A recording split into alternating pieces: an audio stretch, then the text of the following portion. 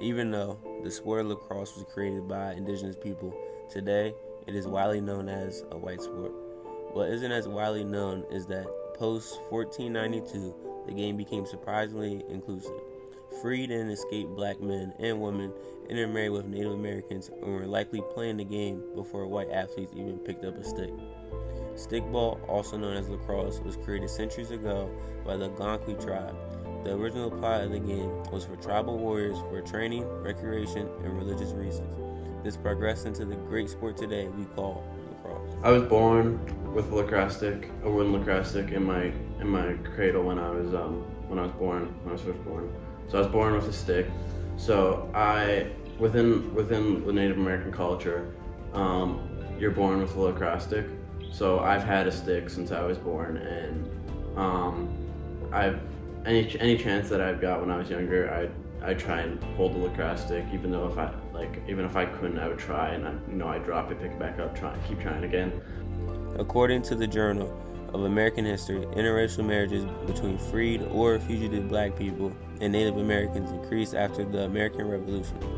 While we were searching for evidence of this, we realized that there were no documents or images of marriages because the U.S. government did not categorize African Americans and Native Americans as U.S. citizens. So it is really difficult to find official documentation of marriage on the reserves. This is because the African Americans and Native Americans were both being driven out of white American society. They were both the outcasts, and that drove them together. Just like the black Americans have historically struggled to find their way in America, they have also faced a similar struggle to find their footing in the game of lacrosse.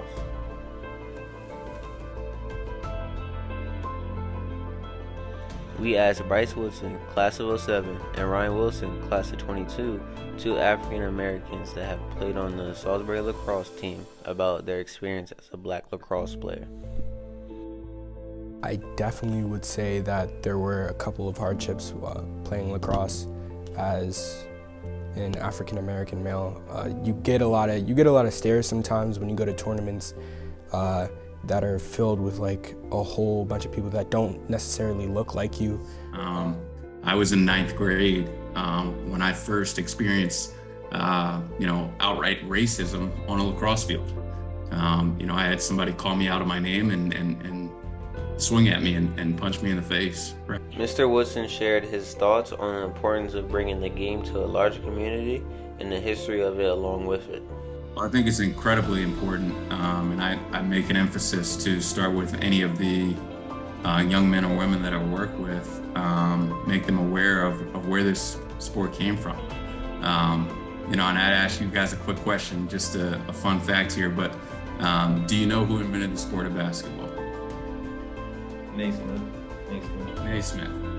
Did you know that about 5 years before Naismith invented the game of basketball, he was playing football and lacrosse? Right. Not a lot of people knew that, right?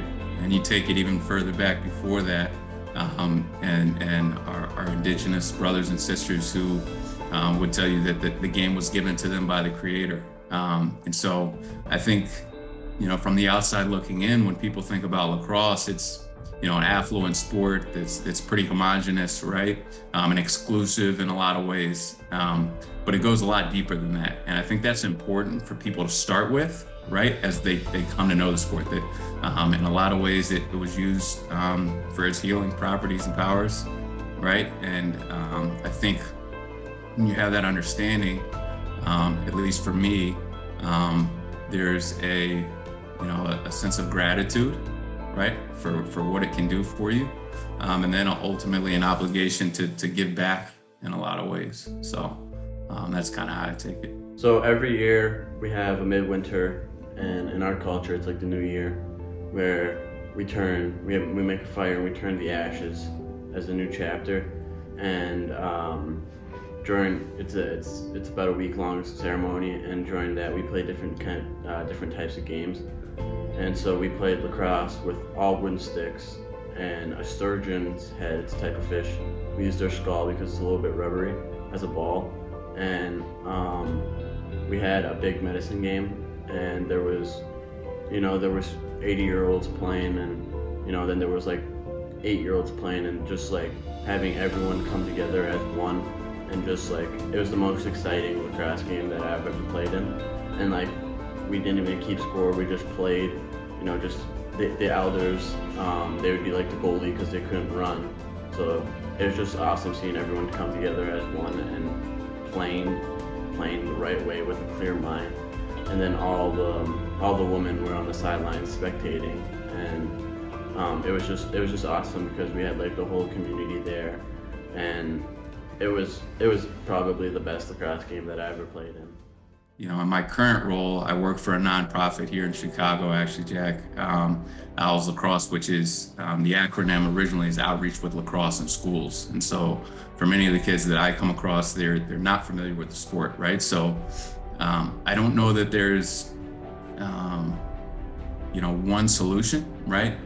For one individual, it just may be the sense of community, right? That draws them in. For another, it's that competitive nature, right? The challenge of learning a new skill set and gaining competency.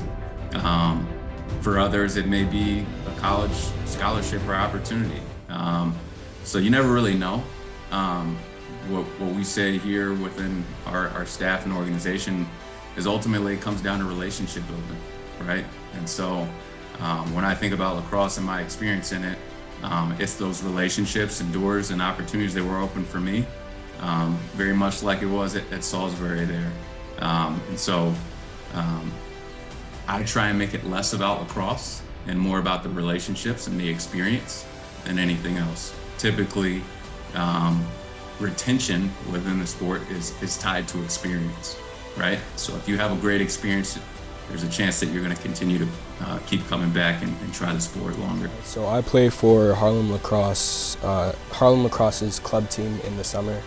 And I would say the program itself has helped me a lot because it brought me here and I was able to improve as a person and basically change. But I would say that Harlem Lacrosse has definitely offered me and a lot of other kids opportunities to play lacrosse at schools like this, or just to use lacrosse as a tool to get where they want in life.